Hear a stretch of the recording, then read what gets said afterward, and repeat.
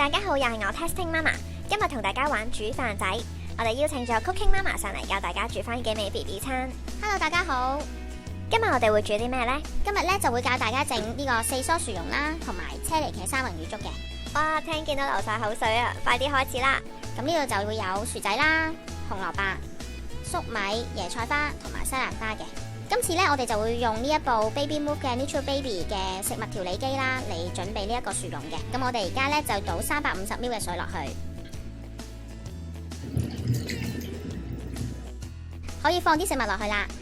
咁下面嗰層呢，我哋就會擺薯仔啦、紅蘿蔔同埋粟米嘅。上層呢，我哋就擺西蘭花同埋椰菜花嘅。好啦，而家我哋冚翻個蓋啦，跟住就開機。咁我哋而家揀翻個 Steam Mode 先，跟住再較15分鐘，咁 OK 就得噶啦。好香啊啲粟米味。咁夠鐘呢，佢就會響噶啦。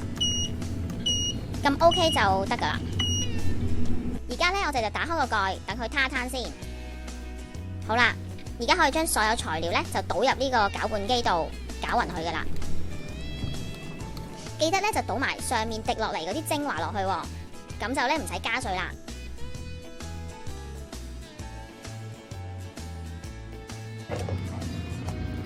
好啦，而家 set 翻個 brand mode 先，撳住個掣就可以攪噶啦。大約要攪幾耐呢？咁就視乎每一次個份量啦。咁今次咧就大約10秒就 OK 噶啦，搞掂啦！呢個4蔬薯蓉。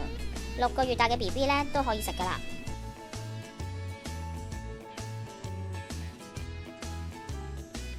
而家到車厘茄三文魚粥啦，會點樣整呢？首先呢，我哋而家就要準備切粒咗嘅三文魚啦、車厘茄、薯仔同埋紅蘿蔔，仲有啲浸過嘅日本米啦，咁佢就係用嚟整粥仔嘅。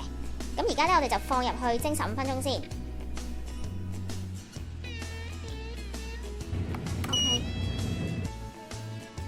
好啦，15分鐘過咗啦，咁而家咧我哋就將上層就放埋其他材料咧落去，就一齊蒸多10分鐘。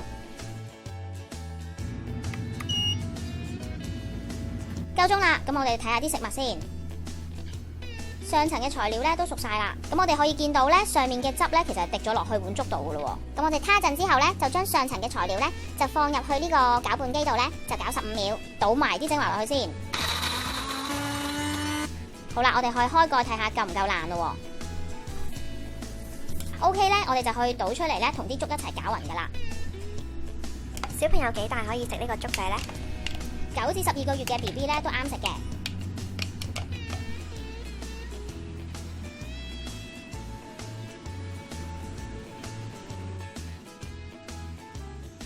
更多食譜請到以下網址啦。